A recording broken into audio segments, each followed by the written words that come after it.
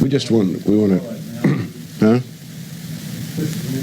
Yes, this is an interview with Malcolm X, who is initiating a new movement. Not a new movement? Malcolm, would I be correct in saying that you're going to initiate a new movement in this country? No, I don't know enough to initiate. Yeah, okay.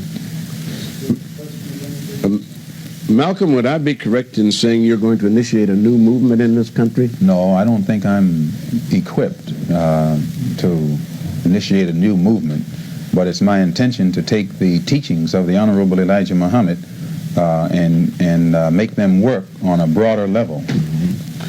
How long has this been building up, this decision to make the change? Well, I have been able to see for some time that it's that I do run into obstacles in trying to help him within the movement.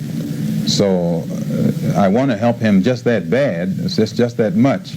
So it's my intention to try and do it now in the only way that I know how. And I think I can do it better without the restrictions that I would run into by being a part of the Muslim movement in this country, that is, the Muslim movement as it now exists. How severe were the restrictions these past 90 days? Actually, going back to that incident, you have told me on other occasions that you didn't actually say you were glad the president was dead. What did you say, Malcolm? No, my subject that day was God's judgment of white America. And I showed the different incidents that had been building up, step by step, the fulfillment of prophecy, and that all of these things that were taking place were the result of some seeds that were badly sown, or some bad seeds that were sown. And the death of the president I referred to as the result of other things, a combination of things. And surprisingly, this is what the whole country was saying, that it was a climate of hate. So chickens coming home to roost means the same thing. And this is what you said, chickens were coming home to roost. Yes. But in no time did you say you were glad the president No, I did say this, that it pleases me to see that the wisdom of the prophets, these ancient prophets, was so vast that they could foresee these things exactly as they were to come to pass thousands of years ago. This was part of my lecture that day, and they twisted it. Yeah. Malcolm, what group will you draw on? Present members of the Muslim movement in America, or will you draw on a new group? There's been a rumor that I was trying to split the Muslim movement, and this is not the case.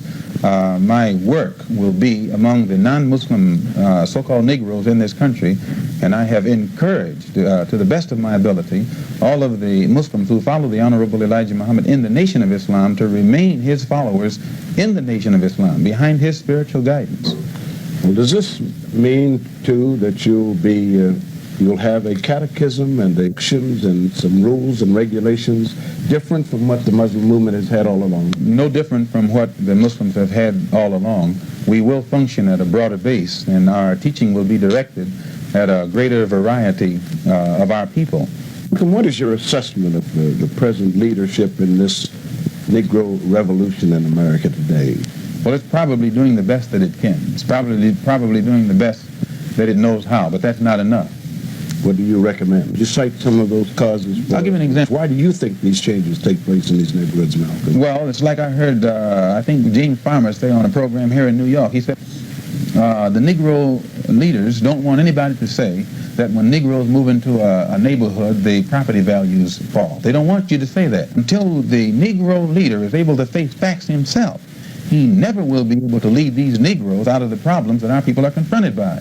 Have you talked over the change since you decided to make the change? Have you discussed it with your leader, Muhammad? No, I did receive word from him that the 90-day suspension that I was under was not to be lifted, that it would remain indefinite. And as I... When did this take place? This past week. And so I just reached the conclusion that I frankly didn't think that I would ever be an active member of the Nation of Islam anymore. And so the best thing for me to do would be to do my best to prove that I am a follower of the Honorable Elijah Muhammad by continuing to work out here among our people and spreading his message and teaching his solution. The same kind of program. Same kind of program. What will this mean in your relationship? The reason they want to bust Negroes into white areas is because if Negroes go to schools in white areas, they'll get better education because white parents wouldn't allow the bad conditions to exist in their community. Why? The farmer is condemning the Negro parent, and he's putting the burden on the white parent. He's saying that only white parents can keep the level of the school up, and Negro parents can.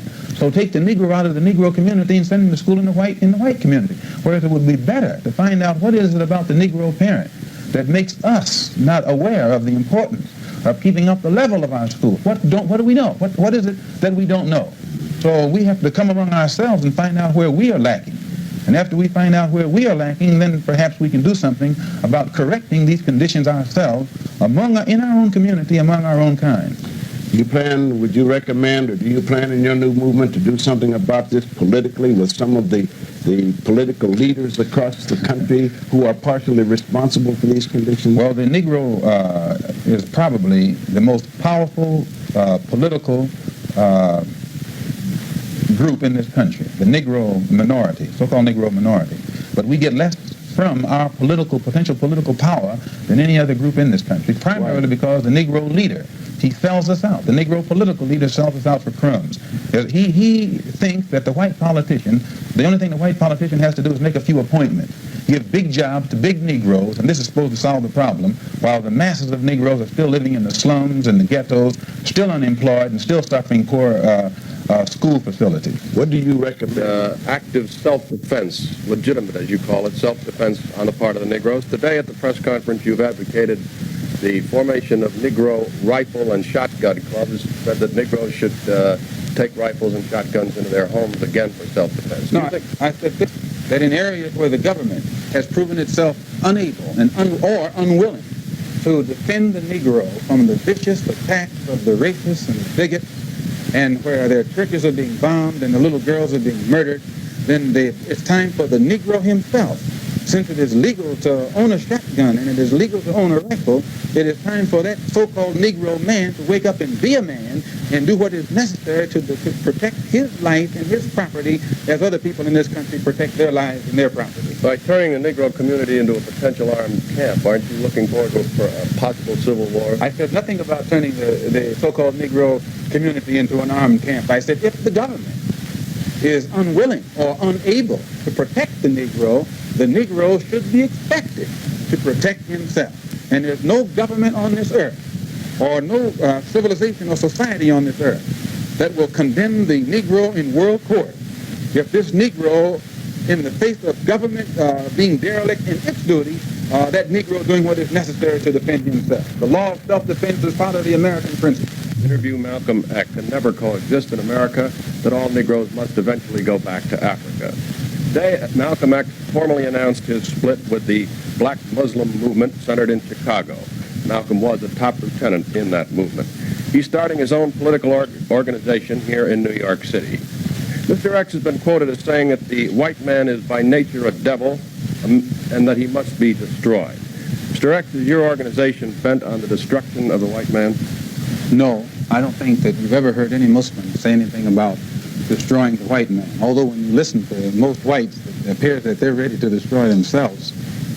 And listening to some of the debates that take place in the United Nations, I think most of them feel that they are destroying themselves. No one will have to destroy the white man.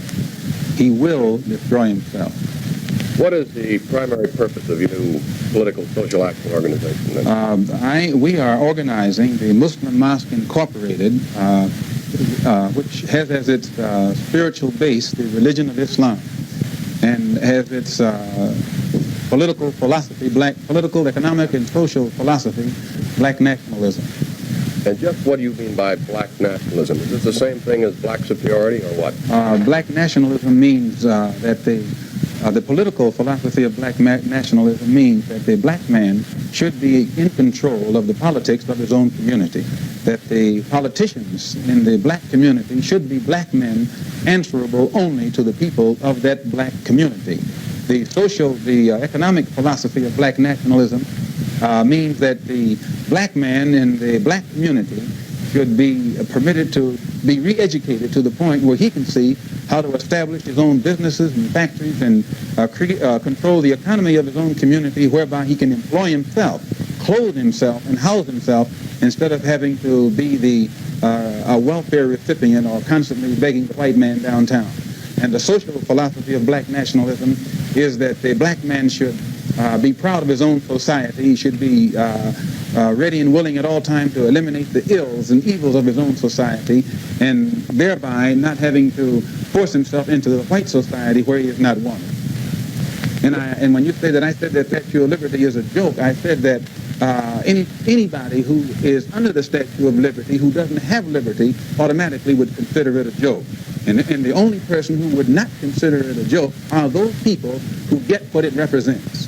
And the Negro does not get that in If America. the Negro got what the Statue of Liberty represented, you wouldn't have a school boycott problem in New York City.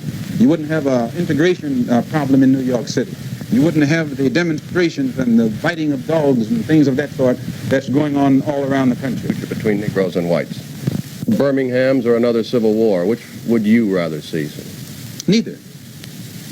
That's a poor choice. Do you think that either is essential, or can we avoid? The only way that both of those can be avoided is if the white man and the black man, as I said earlier, sit down and stop being hypocritical with each other and face the facts and realize that this is a serious problem, that there are factors that are constantly kept under the rug.